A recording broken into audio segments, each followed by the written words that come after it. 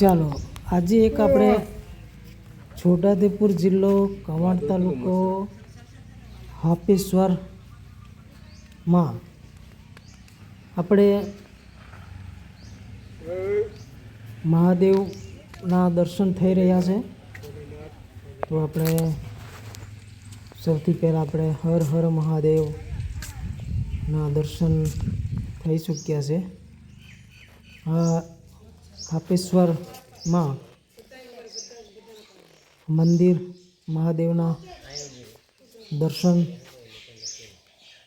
ઘણા લોકો દૂર દૂરથી આવી એક અહીં હાપેશ્વર પર્યટન તરીકે પર અત્યારે થોડું પ્રખ્યાત થઈ રહ્યું છે. ખૂબ શ્રદ્ધાળુ લોકો આવે છે અને મહાદેવના દર્શન કરી એમના આશીર્વાદ લઈ ઘણા લોકોના શ્રદ્ધા ફળે છે અને ખૂબ જ અહીંયા ભાવિક ભક્તો આવીને દર્શન કરતા હોય છે. પછી આપણે મંદિરના દર્શન કરીને પછી ત્રિવેણી સંગમ ત્રણ રાજ્યોનો સંગમ છે તે ગુજરાત, MP અને મહારાષ્ટ્ર.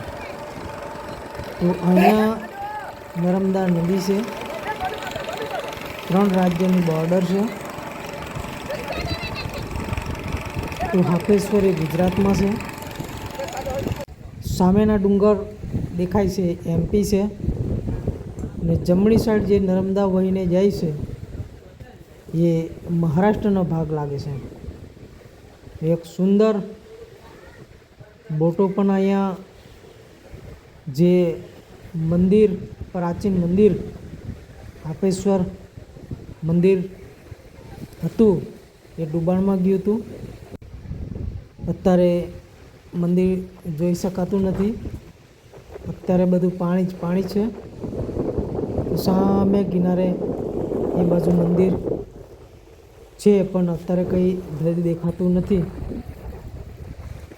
તો એક સુંદર રણિયામણું આકર્ષક જોવા આહલાદાયક રણિયામણું આ નર્મદાના દર્શન કરી પાવન થવાનો પણ એક અવસર છે. ત્રણ રાજ્યની બોર્ડર જોઈને આપણને ખૂબ આનંદ થાય કે જ્યાં નર્મદા નદી ને હાપેશ્વર ગામે ત્રણ બોર્ડર આવેલી છે. તો આપણને ખૂબ સરસ અહીંયા જોવા મળે છે.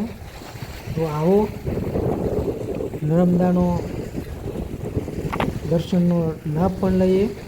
જે આપ વડ જોઈ શકો છો એ વડ જમીનમાં ઉતાર્યો નથી, એના દર્શન કરી ઘણા લોકો ધન્ય થાય છે. તો આનો લાભ લેવા માટે ચૂકશો નહીં.